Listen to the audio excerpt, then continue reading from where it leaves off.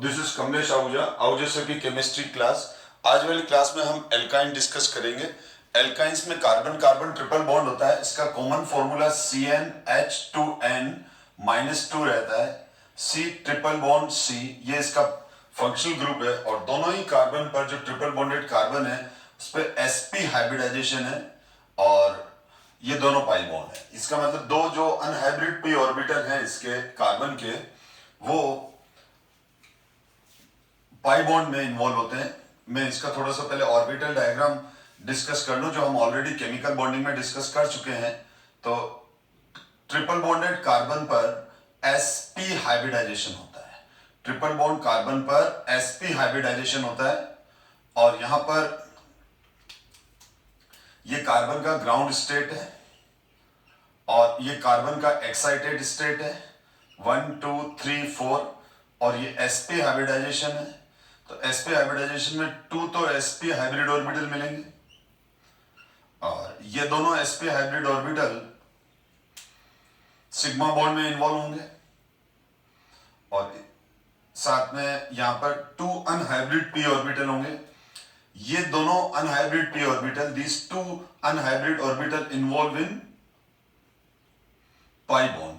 तो ये जो है जिसमें बिग लोब और स्मॉल लोब है, ये हाइब्रिड ऑर्बिटल है। ये sp हाइब्रिड ऑर्बिटल, ये sp हाइब्रिड ऑर्बिटल और ये दोनों अनहाइब्रिड p ऑर्बिटल है जो पाई बॉन्ड फॉर्मेशन में इन्वॉल्व होंगे।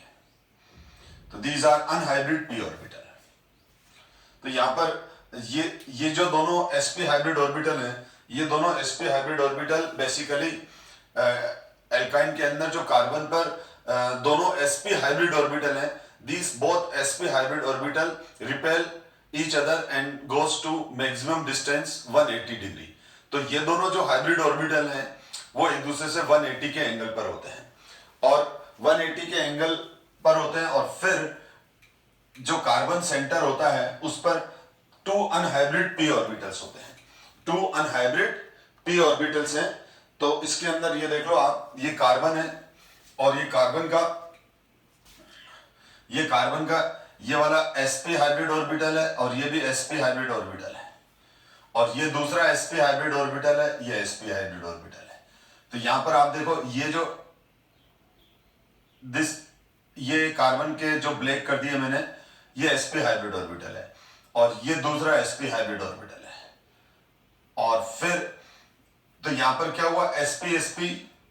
तो यहां पर अभी हम जो डिस्कस कर रहे हैं वो ये देख रहे हैं। तो ये H एटम और इधर ये H एटम, तो ये दोनों H एटम है। तो ये हो गया हमारा H एटम, ये वाला ये रहा, ये H एटम और ये sp,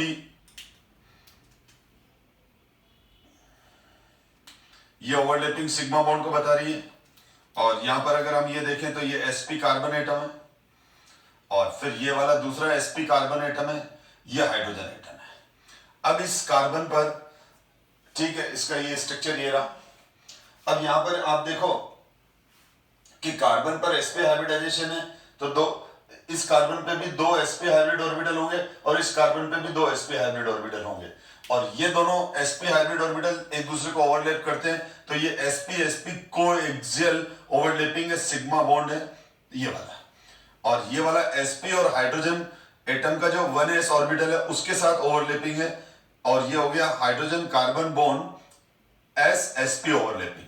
इसी तरह से ये भी हाइड्रोजन कार्बन ओवरलैपिंग है तो हाइड्रोजन और कार्बन के बीच में ये सिग्मा बॉन्ड बन जाएगा और ये ओवरलैपिंग हो जाएगी sps। अब इस कार्बन पर ये जो दोनों कार्बन है बेटा, जो sp हाइब्रिड ऑर्बिटल कार्बन है, ठीक है। अब यहां पर जो ये कार्बन है, अब जो यहां पर ये कार्बन है, ये वाला कार्बन और ये वाला कार्बन, मैंने अभी बताया इस पे sp हाइब्रिडाइजेशन है तो 2 अनहाइब्रिड p ऑर्बिटल होंगे। There is 2 unhybrid p orbitals, ठीक है। अब ये एक अनहाइब्रिड p ऑर्बिटल है, ध्यान से समझो बेटा, ये वाला, this is the unhybrid p orbital of carbon and this is another, ये इसका अनहाइब्रिड p ऑर्बिटल है।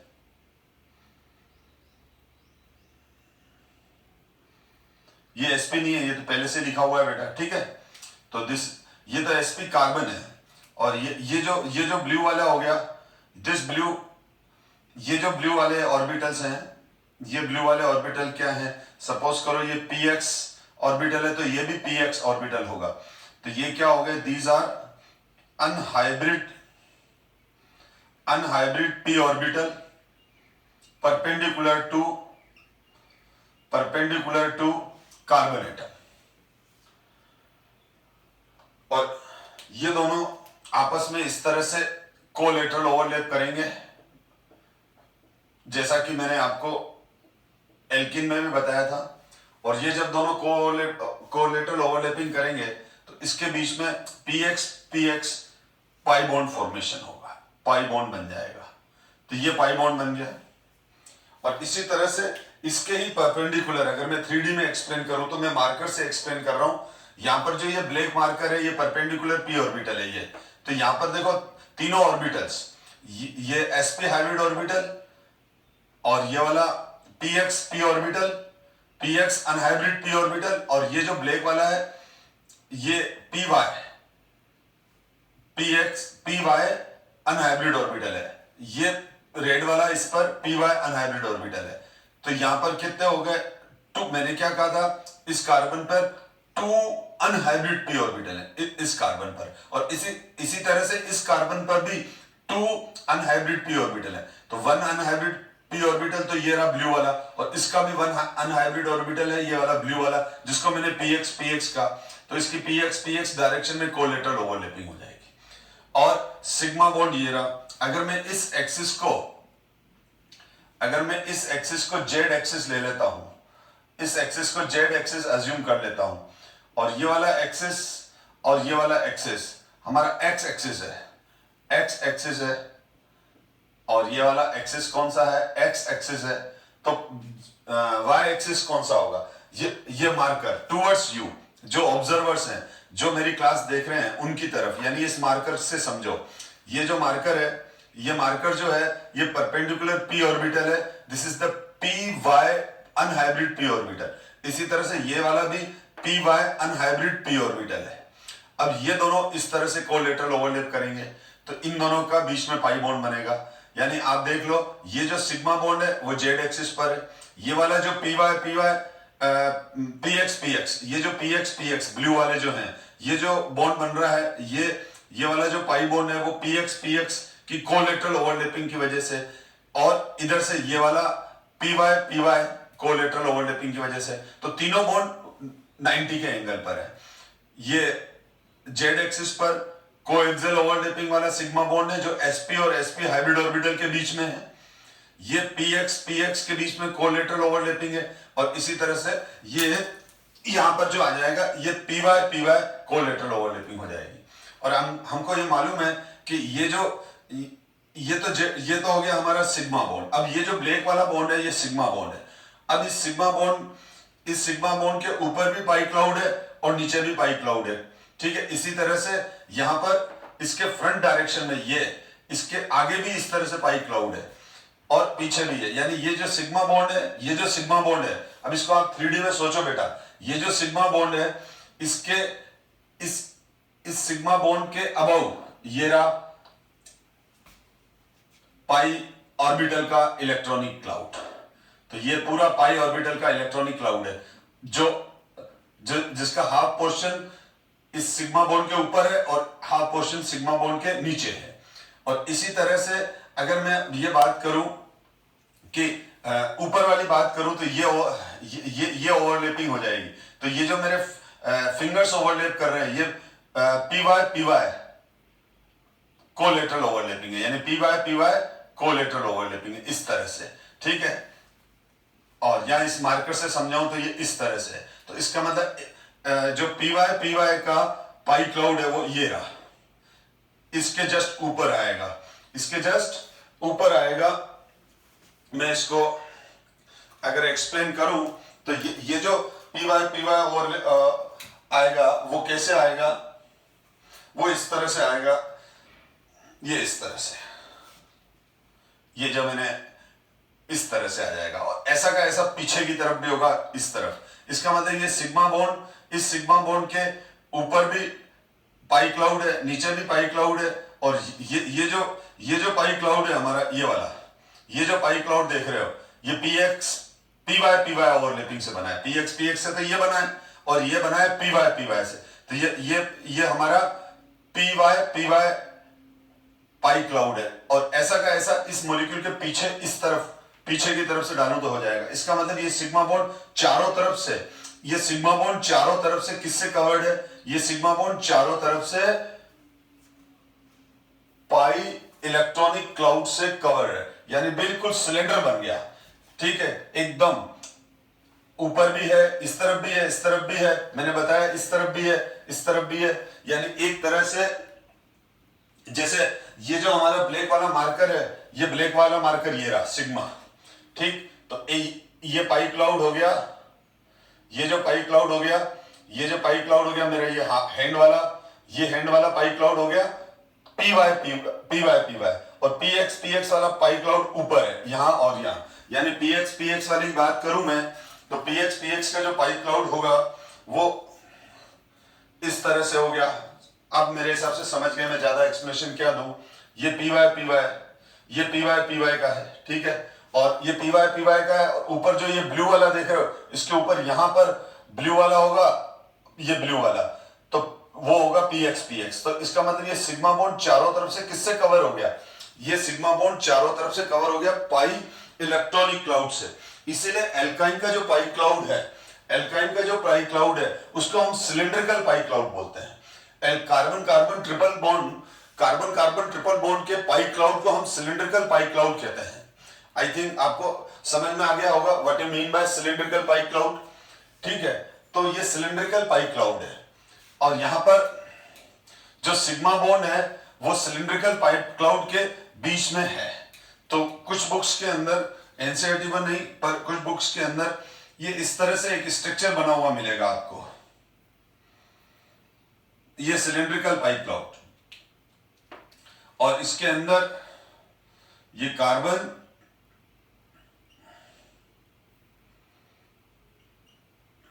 ये वाला, या ये ले लो आप, तो ये सिलिंड्रिकल पाई क्लाउड है। ये दोनों मिला के इस तरह से सिलेंडर बना हुआ रहता है, तो ये सिलिंड्रिकल पाई क्लाउड है। ठीक है, ये सिलिंड्रिकल पाई क्लाउड है, और ये सिलिंड्रिकल पाई क्लाउड होने की वजह से क्या होगा?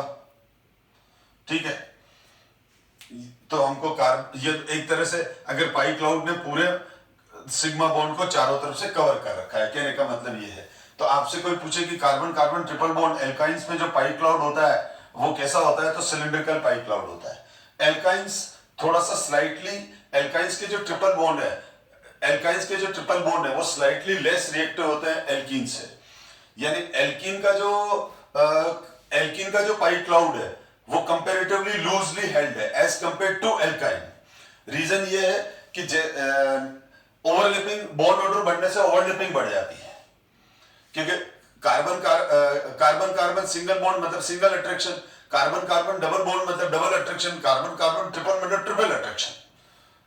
तो कार्बन कार्बन सिंगल बॉन्ड होता है तो ओवरलैपिंग कम होती है, डबल बॉन्ड होता है तो ओवरलैपिंग और बढ़ जाती है, ट्रिपल बॉन्ड होता है तो ओवरलैपिंग और बढ़ जाती है। तो ठीक है, तो अब आपसे कोई पूछे कि एल्कीन और एल्काइन में मोर रिएक्टिव कौन है, तो एल्कीन मोर रिएक्टिव है। एल्कीन के पाई क्लाउड ज्यादा रिएक्टिव है एज कंपेयर टू एल्काइन। बहुत बहुत इंपॉर्टेंट पॉइंट है। देखो एल्केन तो लेस रिएक्टिव इसीलिए है क्योंकि एल्केन के अंदर पाई बॉन्ड है ही नहीं, तो वहां बॉन्ड टूटेगा सिग्मा, तो वो सिग्मा बॉन्ड ज्यादा स्ट्रॉन्ग होता है। लेकिन एल्कीन और एल्काइन दोनों में एक कॉमन बात है कि इसमें पाई क्लाउड्स है, पाई इलेक्ट्रॉन्स है, पाई बॉन्ड है। तो एल्कीन और एल्काइन में क्या होता है, एल्कीन और एल्काइन में पाई इलेक्ट्रॉन्स, पाई क्लाउड या पाई बॉन्ड रिएक्शन में एंटर करते हैं। तो एल्कीन का पाई क्लाउड ज्यादा लूजली हेल्ड होता है एल्काइन के कंपैरिजन में, तो alkene is more reactive than alkyne.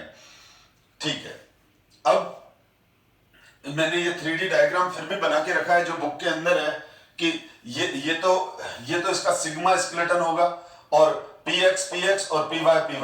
तो ये मैंने बता रखा about the plane of the paper, जो मैं बता रहा था इन द प्लेन। तो आप इसको कंफ्यूजन मत करो, मैंने वैसे समझ में आ जाएगा, इसको पॉज करके ध्यान से देखोगे तो जो मैंने एक्सप्लेन किया वही है। तो ये एल्काइन के हमने स्ट्रक्चर के बारे में डिस्कस किया और सिलिंड्रिकल पाई क्लाउड क्या होता है ये हमने देखा अभी। एल्काइंस बेसिकली, एल्काइंस जो है इसका सबसे फर्स्ट मेंबर है एसिटिलीन। एसिटिलीन, प्योर एसिटिलीन को हम नार्सलीन भी बोलते हैं, ध्यान रखना, प्योर एसिटिलीन को हम नार्सलीन भी बोलते हैं। जो अनराइप्ड फूड होते हैं उनको राइप करती है, यानी जो फ्रूट्स हैं जैसे एप्पल हो गए, मैंगो हो गए, ये जो कच्चे आम होते हैं, कच्चे एप्पल होते हैं, अनराइप्ड एप्पल और अनराइप्ड मैंगो है, बनाना है, तो अगर हम इन अनराइप्ड फ्रूट्स को, अनराइप्ड कच्चे आम को, अनराइप्ड मैंगो, अनराइप्ड एप्पल, इनको अगर हम एसिटिलीन गैस के एटमॉस्फेयर में रखें तो वो तेजी से उनमें राइपनिंग होने लग जाती है और वो पक जाते हैं, राइप हो जाते हैं, ठीक है। और तो एक तो इसका यूज ये है, और एसिटिलीन गैस है, इसमें हल्की सी गार्लिक स्मेल आती है प्योर एसिटिलीन में, और प्योर एसिटिलीन को हम नार्सलीन भी बोलते हैं, और इसका आईयूपीएसी नेम इथाइन है। और इथाइन का एक और इंपॉर्टेंट यूज है वेल्डिंग के अंदर, और ये है acetylene is used for arc welding purpose in the form of oxyacetylene flame, उसको ऑक्सा एसिटिलीन फ्लेम बोलते हैं, ठीक है। नोमेनक्लेचर एंड नोमेनक्लेचर जो है आईयूपीएसी नेमिंग मैंने अच्छे से बता रखा है, एल्काइन है, तो मैं अभी आईयूपीएसी नेमिंग को डिस्कस नहीं करूंगा। मैंने जीओसी फर्स्ट में नोमेनक्लेचर में एल्काइन की डिटेल में नेमिंग डिस्कस कर रखी है। आइसोमेरिज्म भी हम जानते हैं, ये पोजीशन है और चेन आइसोमेरिज्म शो करेगा, तो ये आइसोमेरिज्म वाले चैप्टर में मैंने अच्छे से डिस्कस की है, बस खाली मैं यहाँ बता रहा हूँ कि पोजीशन और चेन आइसोमेरिज्म शो करते हैं। अब हम मेथड ऑफ प्रिपरेशन पे आते हैं, तो कैल्शियम कार्बाइड का हाइड्रोलिसिस, तो कैल्शियम कार्बाइड ये होता है CaCa2, तो CaCa2 का जो स्ट्रक्चर होता है वो ये होता है। बेसिकली जो फ्रूट मार्केट में जो फ्रूट बिजनेस करते हैं वो क्या करते हैं, कैल्शियम कार्बाइड को यूज करते हैं, क्योंकि कैल्शियम कार्बाइड जब मॉइस्ट के कांटेक्ट में आता है तो एसिटिलीन गैस रिलीज करता है, तो कैल्शियम कार्बाइड पाउडर के फॉर्म में होता है, तो unripe mango, unripe Apple, unripe fruits के ऊपर ये थोड़ा सा पाउडर छिड़क देते हैं, पाउडर स्प्रेड कर देते हैं फ्रूट पे।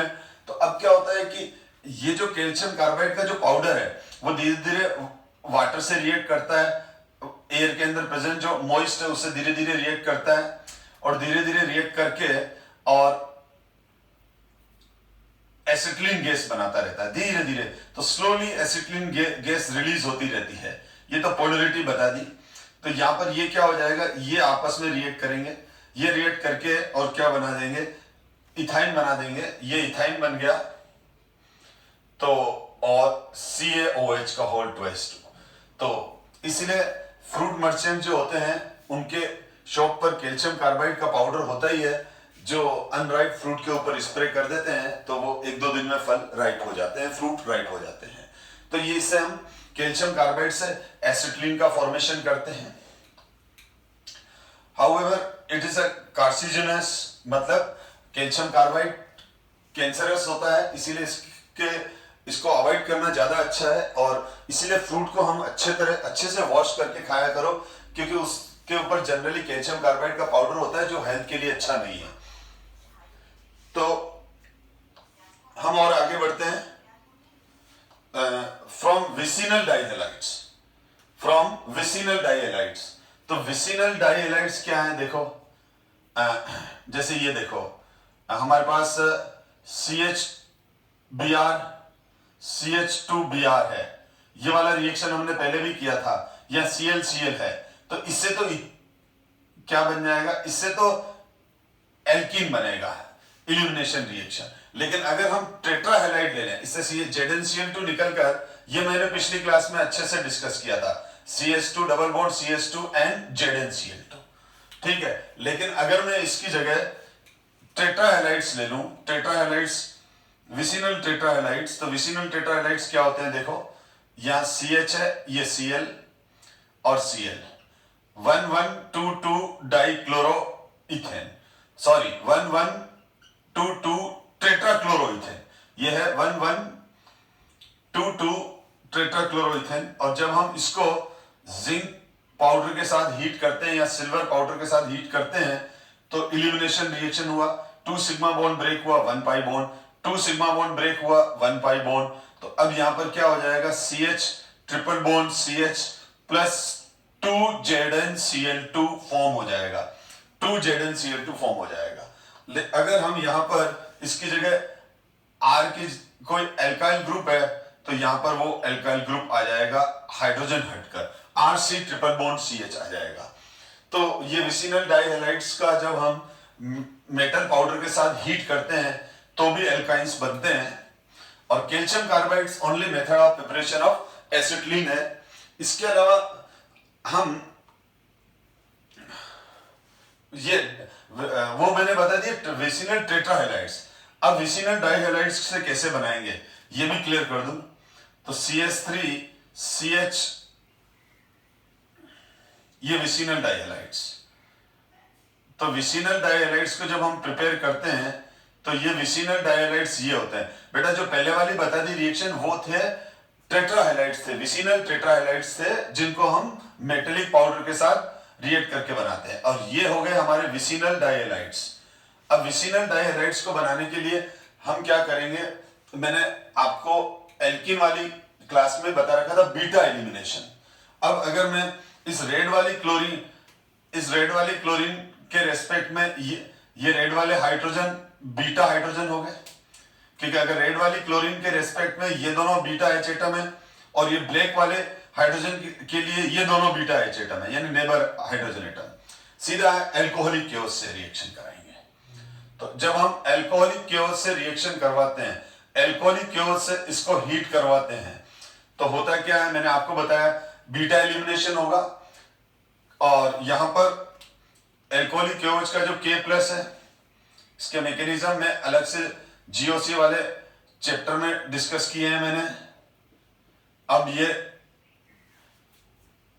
वाटर निकल जाएगा, ये दोनों सिग्मा बॉन्ड ब्रेक हुए 1 और 2 और इन दोनों के बीच में पाई बॉन्ड बन गए और ये मॉलिक्यूल बन गया हमारे पास विनाइल क्लोराइड। क्या बन गया ये, this is the vinyl chloride, this is vinyl chloride.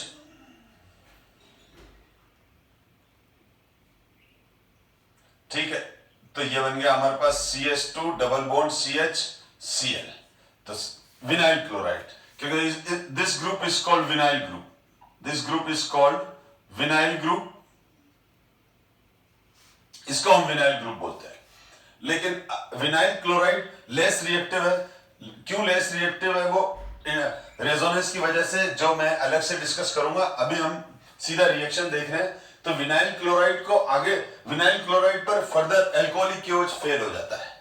Alcoholic KOH और Na मैंने आपको बताया था beta eliminating reagent, dehydrohalogenating agent 3 discuss किए थे मैंने।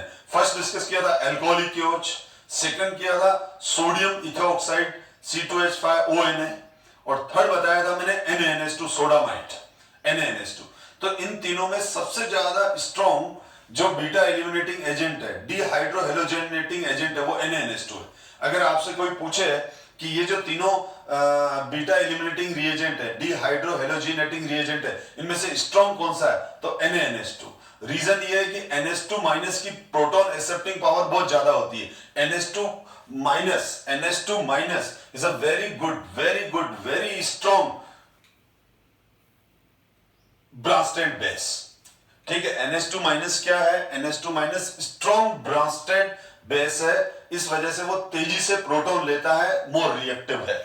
ठीक है, अगर आपको ये बात समझ में आ गई तो ठीक है, नहीं आई तो भी चलेगा, क्योंकि हमारे को तो अभी ये याद रख लो कि NaNH2 ज्यादा स्ट्रॉन्ग बीटा एलिमिनेटिंग रिएजेंट है, डिहाइड्रोहेलोजिनेटिंग रिएजेंट है। वैसे मैंने ये इक्विलिब्रियम में पढ़ा रखा है, लेकिन अब कुछ स्टूडेंट ने या तो वो वीडियो देखे नहीं होते हैं या फिर वो भूल चुके होते हैं, तो फिर उस समय आपको परेशान नहीं होना है। क्योंकि अगर मैं कोई कॉन्सेप्ट ऐसा आपको बता रहा हूं जो या तो आगे चैप्टर में आने वाला है या पीछे 5-7 चैप्टर पहले आया था और आप भूल गए हो, तो समझ में नहीं आया, तो परेशान नहीं होना है उस पॉइंट को लेके। ठीक है, उसको इग्नोर करो और जो चल रहा है उसको देखो, क्योंकि अभी मैं अगर ये बताने लग गया कि NH2 माइनस क्यों स्ट्रॉन्ग ब्रांसलेट बेस है, तो हम तो हमारे टॉपिक से ही भटक गए। ठीक है, हम तो आयनिक इक्विलिब्रियम में चले गए। तो वहां तो मैं सीधा है, आपको एग्जाम में कोई क्वेश्चन पूछे तो अल्कोहलिक क्योज से विनाइल क्लोराइड बनता है, विनाइल क्लोराइड लेस रिएक्टिव है, क्यों है GOC सेकंड में देखो। ठीक है, विनाइल क्लोराइड लेस रिएक्टिव है। ठीक है, अगर मान लो नहीं मालूम है तो मैं बता रहा हूं, याद रख लो कि विनाइल क्लोराइड लेस रिएक्टिव है, तो अल्कोहलिक क्योज इस पे सक्सेस नहीं है विनाइल क्लोराइड को आगे रिएक्ट करके एल्काइन में कन्वर्ट करने के लिए। तो क्या होता है, हम स्ट्रॉन्ग एजेंट लेते हैं NaNH2। तो NaNH2 में Na प्लस NH2 माइनस है। अब जो ये NH2 माइनस है, ये NH2 माइनस ये NH3 निकाल देगा, ये Na प्लस हो जाएगा, ये बॉन्ड टूटा, ये बॉन्ड टूटा और बन गया हमारे पास इथाइन। तो ये हो गया from vicinal dihalides, from vicinal dihalides. अब अगर इधर R की वैल्यू है तो ये है, अगर आपको अल्कोहलिक क्योज दे दे, अगर इसका ये जो विसिनल डाइहेलाइड्स है उस पर अल्कोहलिक क्योज दे दे तो विनाइलिक यानी यहां तक रुक जाएगी रिएक्शन, ये रिएक्शन यहां पर स्टॉप हो जाएगी। ठीक है, और अगर आपको अल्कोहलिक क्योज की जगह NaNH2 दे दे तो रिएक्शन को यहां तक ले जाओगे आप। ये रिएक्शन डायरेक्ट NaNH2 से भी करोगे तो 2NaNH2 से यही प्रोडक्ट मिलने वाला है, बस 2NaCl और 2NH3 निकल जाएगा। और अल्कोहलिक क्योज से लोगे तो यही बनेगा, और फिर इसको आगे ले जाने के लिए फिर NaNH2 डालना पड़ेगा। यानी कहने का मतलब अगर अपन यूं देखें तो NaNH2 से ट्रिपल बॉन्ड और ये बन जाएगा। अब मैं आगे डिस्कस करता हूं एल्काइंस की जो फिजिकल प्रॉपर्टीज है, वो एल्केन और एल्कीन जैसे ही है। इनिशियल ब्यूटाइन तक गैसेस हैं, उसके बाद लिक्विड हो जाएगा और C16 के बाद सॉलिड हो जाएगा। Molecular mass directly proportional to intermolecular forces, और intermolecular forces directly proportional to surface area. ये वाले पॉइंट हम ऑलरेडी डिस्कस कर चुके हैं, इसीलिए मैं सीधा एल्काइंस के केमिकल प्रॉपर्टीज पर आता हूं। तो एल्काइन की जो मैं केमिकल प्रॉपर्टी डिस्कस कर रहा हूं, तो इसमें acidic character of alkyne discuss करूंगा मैं सबसे पहले। तो एसिडिक कैरेक्टर ऑफ एल्काइंस क्या है, देखो एक्चुअल में अगर मैं बात करूं, मैं कंपैरिजन में एक्सप्लेन कर देता हूं आपको। ये हमारे पास इथेन है, ये हमारे पास इथेन है, ये हमारे पास इथीन है, ये इथीन, और ये हमारे पास हो गया इथाइन। तो एल्केन में जो हाइड्रोजन है, एल्केन के जो सारे हाइड्रोजन है वो sp3 कार्बन के साथ बॉन्डेड है। एल्केन में जो, एल्केन के अंदर जो ये एल्केन हो गया, इथेन मतलब एल्केन, ये एल्कीन, और यहां एल्काइन, या यूं बोलो इथेन, इथीन, इथाइन। यहां पर जो डबल बॉन्ड है तो ये sp2 कार्बन से और sp2 कार्बन से हाइड्रोजन बॉन्डेड है, या sp कार्बन और sp कार्बन से हाइड्रोजन बॉन्डेड है। अब हमको मालूम है यहां s परसेंटेज कितना है, 25%। sp3 है 4 है, sp3 4 में से एक s मतलब 25%।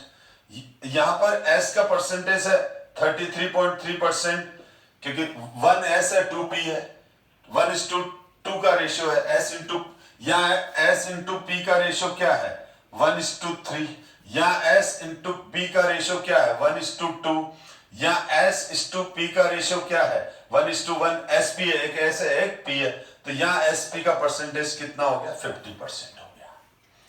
अब होता क्या है, s परसेंटेज इंक्रीज होने से s कार्बन पे sp हाइब्रिडाइजेशन है, तो यहां पर जो बॉन्ड है, यहां पर जो बॉन्ड है कार्बन और हाइड्रोजन का, जो ये बॉन्ड दिख रहा है अपन को, कार्बन और हाइड्रोजन का जो ये बॉन्ड है, तीनों में कार्बन हाइड्रोजन बॉन्ड है, लेकिन तीनों में कार्बन हाइड्रोजन बॉन्ड की नेचर अलग है। नेचर अलग है मतलब इन तीनों की बॉन्ड लेंथ अलग है, बॉन्ड डिसोसिएशन एनर्जी अलग है, पोलरिटी अलग है।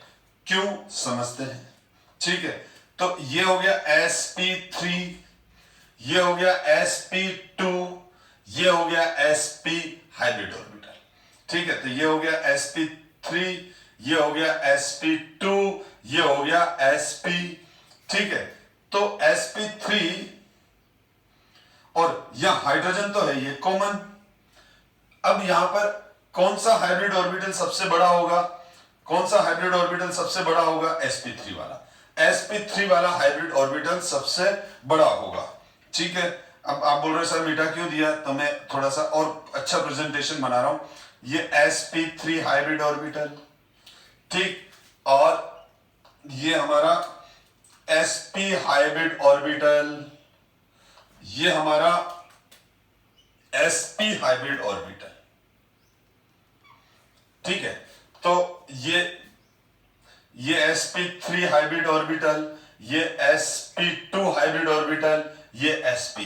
ठीक है, ये हमारा sp3 हाइब्रिड ऑर्बिटल है मेरे कहने का मतलब, ये sp2 है और ये sp है।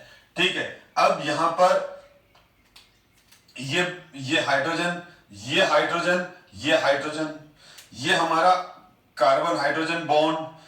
ठीक है, ये हमारा कार्बन हाइड्रोजन बॉन्ड, ये हमारा कार्बन हाइड्रोजन बॉन्ड। तो सबसे ज्यादा बॉन्ड लेंथ इसकी, उससे छोटी इसकी, उससे छोटी इसकी। और ठीक, sp इस अगर मैं इलेक्ट्रोनेगेटिविटी की बात करूं तो s परसेंटेज बढ़ने से z इफेक्ट बढ़ जाता है, s परसेंटेज इंक्रीज होने से वो हाइब्रिड ऑर्बिटल न्यूक्लियस के ज्यादा नियर चला जाता है। s percentage directly proportional to penetration power. याद करो, हम पीरियोडिक टेबल से पढ़ रहे हैं इसको। पीरियोडिक टेबल के अंदर मैंने डिस्कस किया था कि बेरिलियम और बोरॉन, तो बेरिलियम और बोरॉन में बोरॉन की आयनाइजेशन एनर्जी ज्यादा होनी चाहिए, पर हमने ऑब्जर्व की थी बेरिलियम की आयनाइजेशन एनर्जी ज्यादा है, क्योंकि बेरिलियम से जो इलेक्ट्रॉन निकल रहे थे वो s ऑर्बिटल से निकल रहे थे, और बोरॉन से जो इलेक्ट्रॉन निकल रहा था वो p ऑर्बिटल से निकल रहा था। तो s ऑर्बिटल का पेनिट्रेशन पावर ज्यादा होता है, s ऑर्बिटल में जो इलेक्ट्रॉन होते हैं वो न्यूक्लियस के ज्यादा पास होते हैं, तो उसमें न्यूक्लियस का कंट्रोल ज्यादा होता है, तो उसके इलेक्ट्रॉन मुश्किल से निकलते हैं। तो यहां पर ये कंसेप्ट फिर हाइब्रिड ऑर्बिटल के लिए भी एप्लीकेबल होगा। sp3 हाइब्रिड ऑर्बिटल में s परसेंटेज कम है और sp में 50% है, s ज्यादा है, तो sp हाइब्रिड ऑर्बिटल का इलेक्ट्रॉनिक क्लाउड न्यूक्लियस के ज्यादा क्लोज चला जाएगा। sp हाइब्रिड ऑर्बिटल पे न्यूक्लियस का इफेक्ट ज्यादा होगा, तो sp कार्बन का जो इलेक्ट्रोनेगेटिविटी है, sp कार्बन की जो इलेक्ट्रोनेगेटिविटी है वो ज्यादा हो जाएगी किसके कंपैरिजन में, sp3 और sp2 से। तो ये सीक्वेंस हो जाता है। इसीलिए क्या हो जाता है, यहां पर जो ये हाइड्रोजन होते हैं, ये sp, ये वाला बॉन्ड है, ये वाला बॉन्ड ये रहा, ये वाला बॉन्ड ये रहा, तो ये बॉन्ड ज्यादा इधर खिसक जाते हैं, या पार्शियल पॉजिटिव या पार्शियल नेगेटिव चार्ज आ जाते हैं। तो sp कार्बन से जुड़ी हुई हाइड्रोजन में एसिडिक कैरेक्टर आ जाता है, जबकि sp3 और sp2 कार्बन में ये एसिडिक कैरेक्टर नहीं दिखता है। लेकिन अगर रिलेटिव बात करें तो ये लीस्ट एसिडिक रहेगा, उससे थोड़ा ज्यादा एसिडिक ये रहेगा, ये अच्छा एसिडिक रहेगा। पर अगर मैं इन जनरल बात करूं तो इनमें एसिडिक कैरेक्टर नहीं देखा गया है। ठीक है, वो तो हम रिलेटिव बात कर रहे हैं। एल्केन और एल्कीन, ठीक है, में एसिडिक हाइड्रोजन नहीं होते हैं, लेकिन हमने एल्काइन में जो H एटम, एल्काइंस के अंदर जो H atom, those H atom which bonded directly sp carbon shows acidic nature। तो ऐसे सारे हाइड्रोजन जो डायरेक्टली किससे जुड़े हुए हों, डायरेक्टली किससे जुड़े हुए हों, ऐसे सारे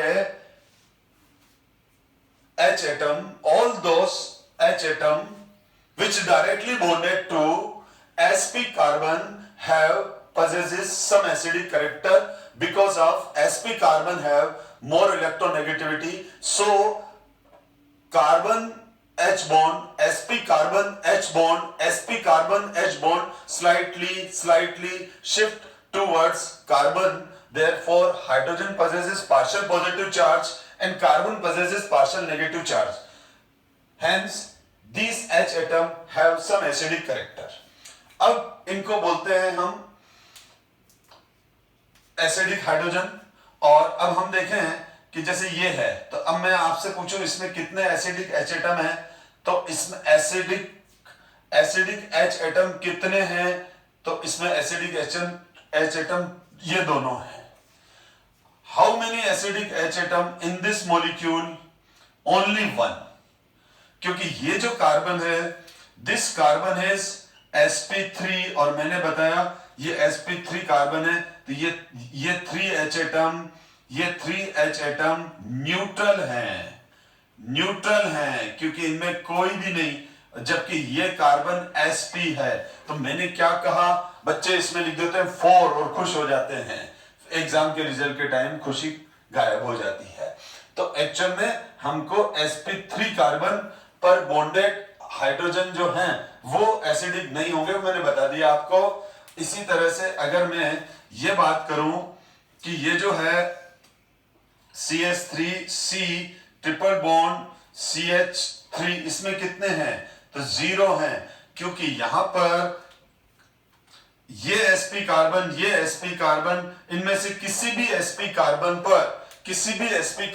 पर एक डायरेक्ट इस तरह का H एटम नहीं है। ये रेड वाले कार्बन तो sp3 कार्बन है, ठीक है। तो इसका मतलब ये हुआ कि एसिटिलीन सिंगल मॉलिक्यूल है जिसमें 2 एसिडिक H एटम है, बाकी टर्मिनल एल्काइंस में एसिडिक हाइड्रोजन होगा, नॉन टर्मिनल में एसिडिक हाइड्रोजन नहीं होगा। आप बोलोगे सर ये क्या बोल रहे हो, टर्मिनल नॉन टर्मिनल, हमको तो समझ में ही नहीं आया।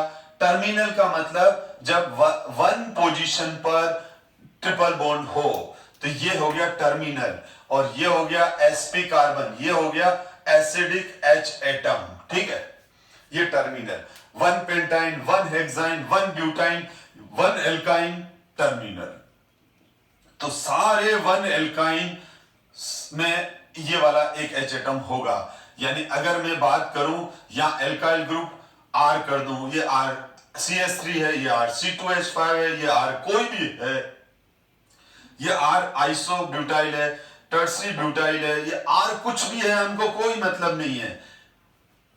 बिल्कुल एंड पे नंबर 1 पर अगर है तो ट्रिपल बॉन्ड एंड पर है, तो लास्ट में एक हाइड्रोजन है, यानी ट्रिपल बॉन्ड कार्बन से लास्ट में एक हाइड्रोजन जुड़ा है, तो वो एसिडिक होगा, अदरवाइज नहीं होगा। तो 1 एल्काइंस को हम क्या बोलते हैं? 1 एल्काइंस को हम टर्मिनल एल्काइंस कहते हैं। टर्मिनल एल्काइंस में एसिडिक नेचर होगी, क्योंकि टर्मिनल एल्काइन में जो लास्ट वाला कार्बन होगा उस पर एक ये हाइड्रोजन होगा।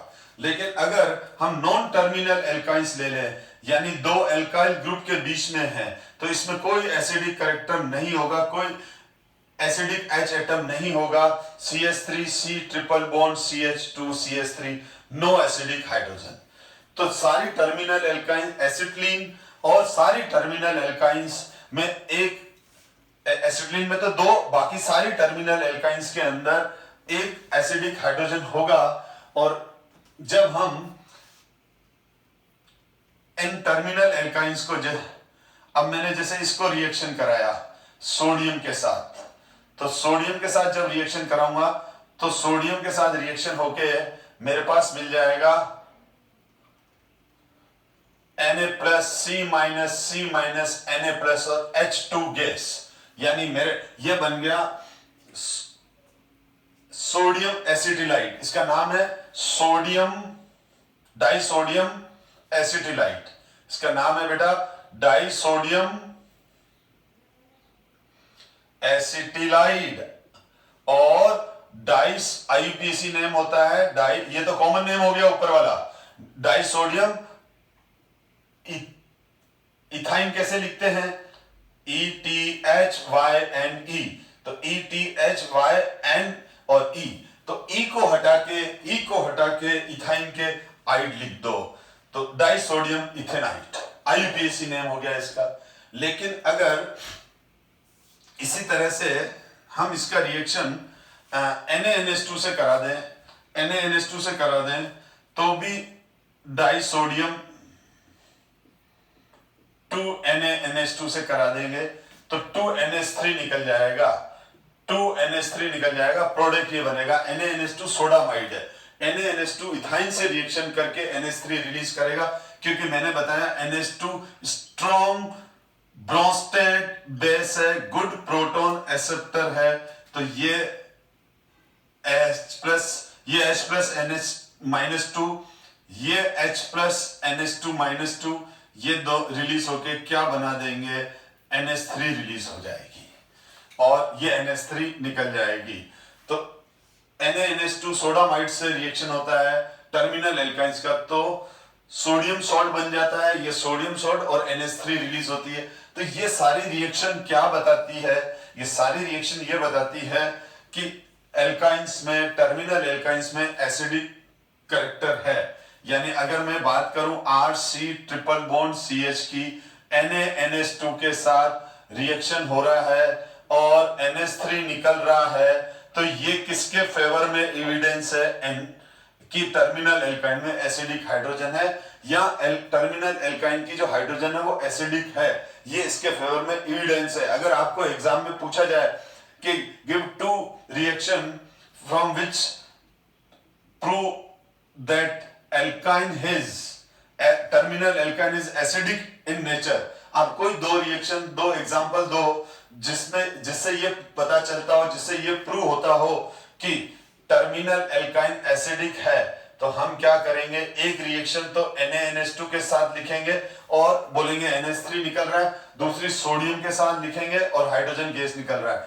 ये दोनों रिएक्शन ठीक है टर्मिनल एल्काइंस देगी, लेकिन जो नॉन टर्मिनल एल्काइंस हैं वो सोडियम के साथ भी रिएक्शन नहीं करेगी और इसके साथ भी रिएक्शन नहीं करेगी, जो ये बता रहा है कि इनमें एसिडिक हाइड्रोजन नहीं है। तो इस तरह से क्वेश्चन आएगा। एक तो एग्जाम में सीधा क्वेश्चन आ जाएगा कि why terminal alkynes are acidic in nature, explain why.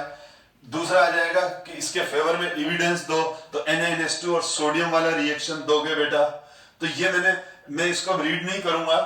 तो ये जो एसिडिक कैरेक्टर ऑफ एल्काइंस है उसके बारे में लिखा है मैंने कि ये एसिडिक क्यों होती है। ठीक है, अब मैं आगे बढ़ रहा हूं।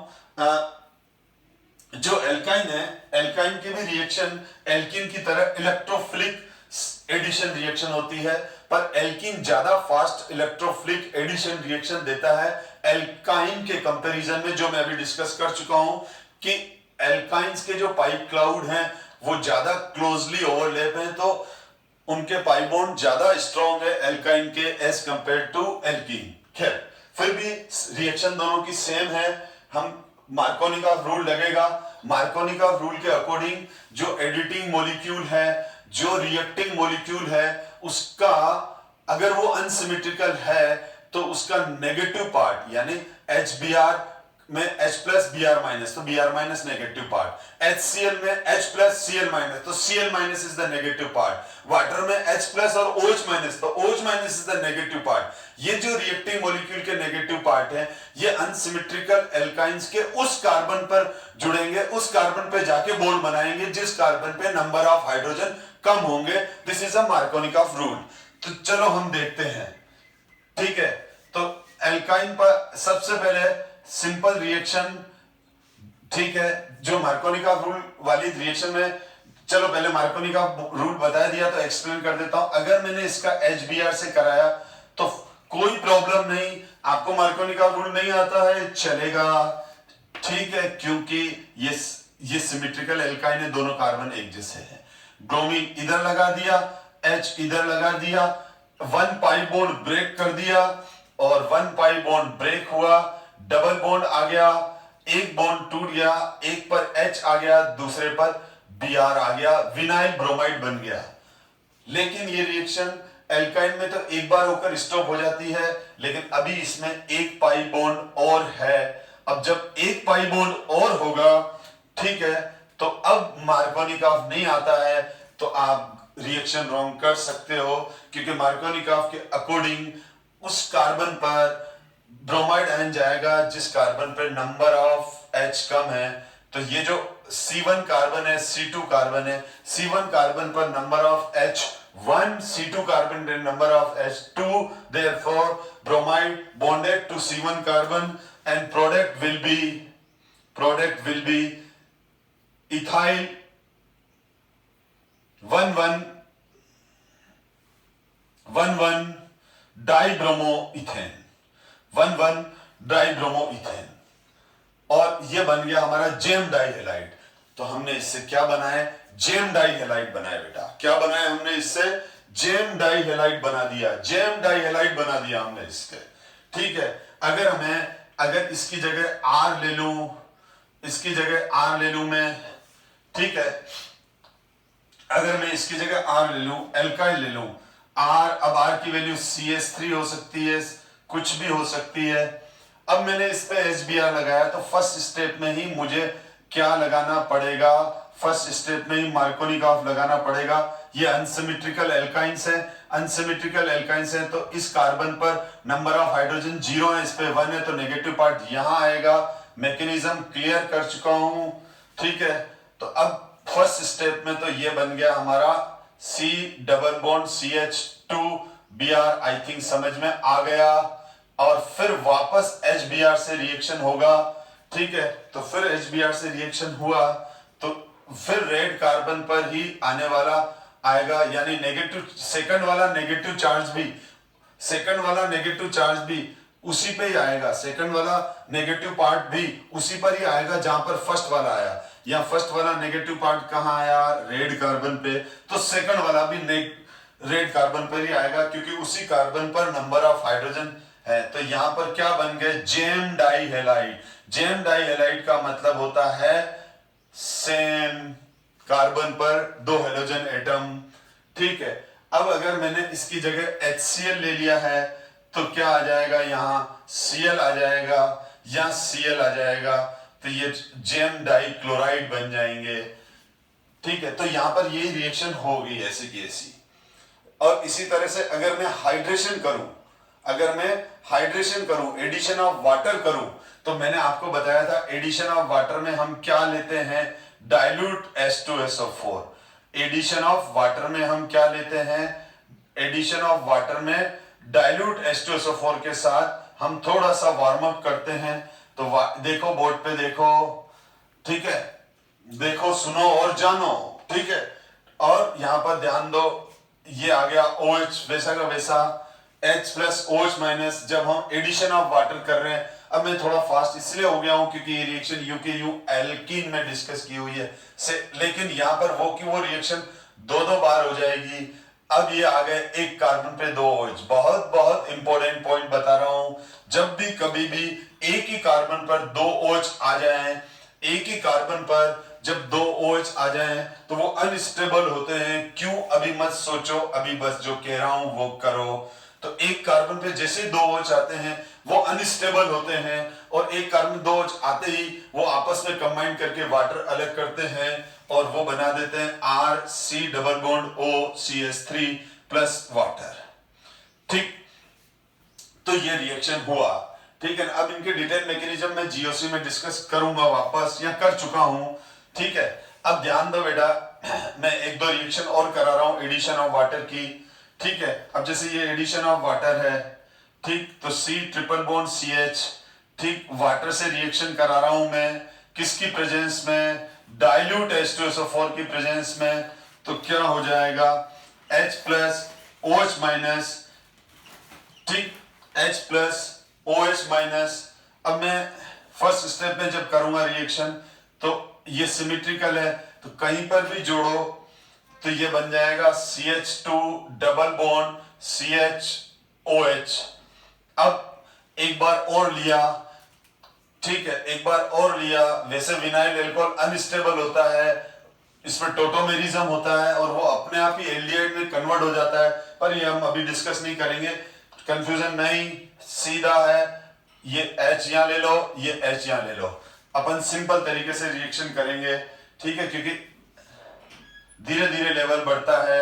CHOH OH, सीधी बात है, सिंपल। आप सोचो रिएक्शन कैसे करना है, एल्काइन लिया, एल्काइन पर वाटर का रिएक्शन कराया, OH माइनस एक जगह लगाया, H पास वाले कार्बन पे लगाया, CH2 डबल बॉन्ड CHOH बन गया, ठीक है, विनाइल अल्कोहल बन गया। अभी भी इसके पास एक पाई बॉन्ड है, अभी भी इसके पास क्या है, एक पाई बॉन्ड है। तो अभी भी जब एक पाई बॉन्ड है विनाइल अल्कोहल में, विनाइल अल्कोहल में अभी भी क्या है, एक पाई बॉन्ड है, ठीक है।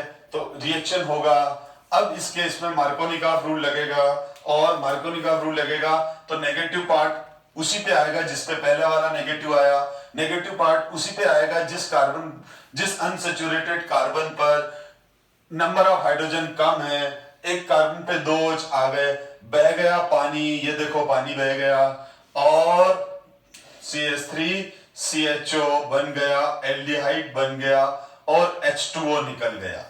अब क्या है, एक अगर आप NCERT बुक खोल के देखोगे, ठीक है, तो उस केस में बुक ने क्या कर रखा है, बुक हमेशा अच्छी होती है लेकिन कोई प्रेजेंटेशन टीचर भी अच्छे बना देते हैं, हम शॉर्ट ट्रिक्स बता देते हैं, ठीक है।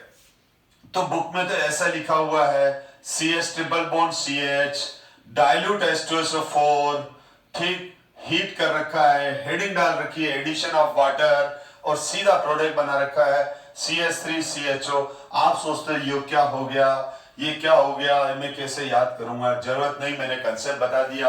आपको रिएक्शन प्रोसीड करना आनी चाहिए, ठीक है, उसकी स्टेप समझ में आनी चाहिए। चलो एक और रिएक्शन करते हैं, ठीक है।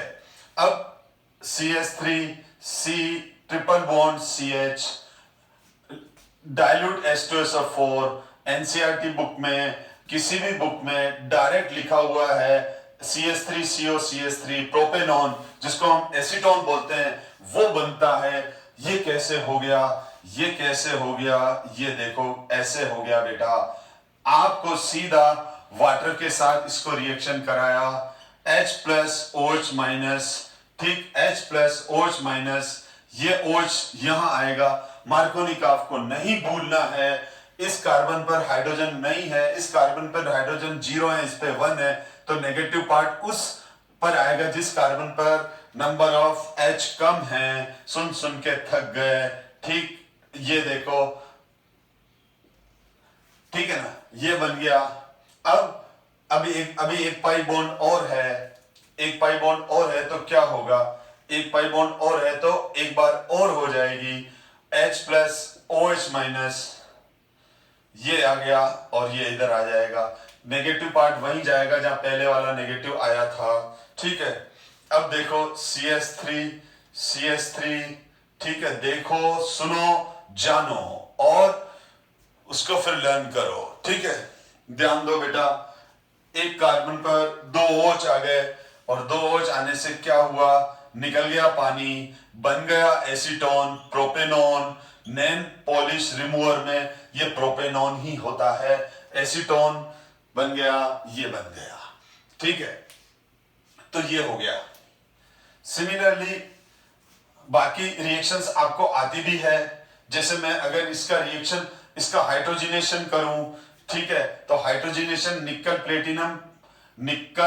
प्लेटिनम और पैलेडियम पाउडर की प्रेजेंस में जब हम इसको हीट करते हैं तो कितने पाई बॉन्ड है, 2 हैं, ठीक है। तो अब मैं दोनों ये रिएक्शन डायरेक्ट कर लेता हूं, ये H और ये H, ठीक है। तो अब क्या होगा, ये यहां पर देखना बच्चों, ध्यान से देखो, ठीक है। अब यहां पर क्या हुआ, ये दो जो दोनों रेड वाले पाई बॉन्ड है, ठीक है, ये टूटेंगे, ठीक है, और ये है।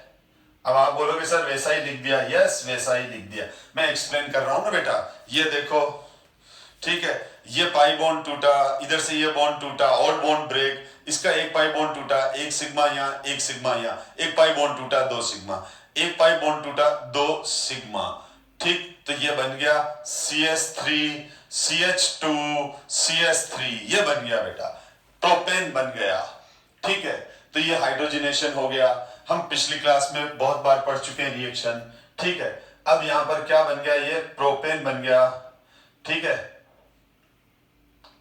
इसी तरह से अगर मैंने इसकी जगह Br2 in CCl4 लिया, Br2 in CCl4 लिया, Br2 in CCl4 reddish brown colour या रेडिश ऑरेंज कलर का सॉल्यूशन होता है, ठीक है।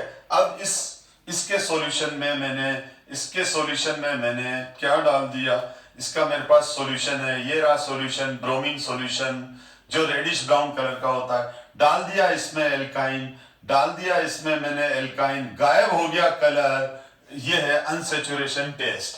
ठीक है, क्योंकि इसका जो रेडिश ब्राउन कलर है, इसका जो रेडिश ऑरेंज कलर है, क्योंकि ना एनसीईआरटी में रेडिश ऑरेंज है पर मैंने रेडिश ब्राउन ही देखा है हमेशा, तो ये reddish orange colour due to किसकी वजह से, ड्यू टू Br2 ब्रोमीन की वजह से होगा क्या, Br2 है इसमें, जब तक Br2 है इसमें तब तक इसका रेडिश ऑरेंज कलर रहेगा। ठीक है, अब हमने इसमें एल्काइन डाल दिया, प्रोपाइन डाल दिया, तो होगा क्या, होगा ये कि ये इससे ब्रोमीन का एडिशन होने लगेगा, और ब्रोमीन का एडिशन होगा तो यहाँ HH की जगह क्या आ जाएंगे, Br आ जाएंगे, और सारा का सारा Br कौन कंज्यूम कर गया, ये प्रोपाइन कंज्यूम कर गया, न रहा ये Br2, न रहा ये रेडिश ऑरेंज कलर। तो इसका मतलब ये ब्रोमीन सॉल्यूशन को डीकलराइज करता है, एल्काइन अनसैचुरेशन टेस्ट के लिए यूज करते हैं। इसकी जगह हम अगर बेयर्स रिएजेंट यूज करें, तो मैंने आपको बताया था जो बेयर्स रिएजेंट है वो एक पाई बॉन्ड को तोड़कर दो सिग्मा बनाता है और उनकी वैलेंसी OH से कंप्लीट करता है। तो बेयर रिएजेंट से भी एल्काइन रिएक्शन करेगा। जब बेयर्स रिएजेंट से एल्काइन रिएक्शन करेगा तो बेयर्स रिएजेंट क्या होता है, 1% एल्कलाइन KMnO4 सॉल्यूशन है जो एक पाई बॉन्ड को तोड़ता है और उसकी जगह 2 OH लगाता है।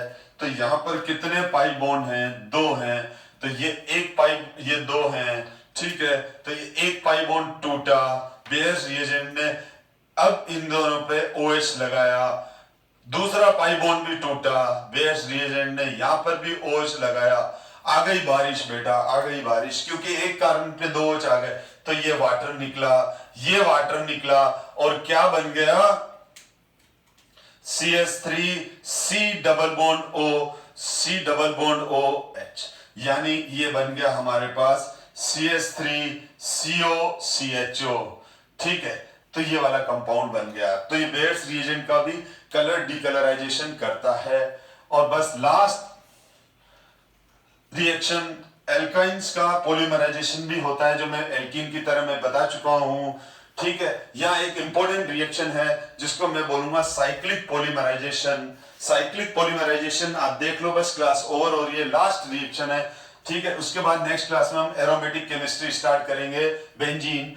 ये रहा ट्रिपल, ये जो 3 एल्काइंस हैं, 3 एसिटिलीन हैं, 3 रेड हॉट आयरन ट्यूब में जब 873 केल्विन पर हीट करते हैं तो ये 3 मॉलिक्यूल इथाइन के आपस में साइक्लाइज होके और बेंजीन बना देते हैं। 3 मॉलिक्यूल आपस में साइक्लाइज होकर क्या बना लेते हैं, बेंजीन बना देते हैं। बहुत इंपॉर्टेंट रिएक्शन है क्योंकि ये एक ऐसी रिएक्शन है जिससे हम एलिफेटिक कंपाउंड से हमने क्या बना लिया, एरोमेटिक कंपाउंड बना लिया।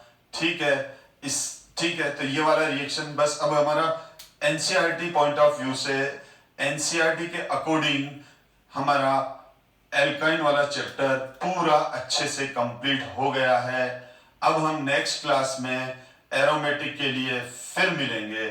ठीक है, मैं थोड़ा सा ये रिएक्शन आपको बता दूं कैसे बना ये प्रोडक्ट। ठीक है, बेंजीन का ये 3 मॉलिक्यूल है, ऐसे कैसे लिख दिए मैंने जैसे यहाँ लिख रहे हैं।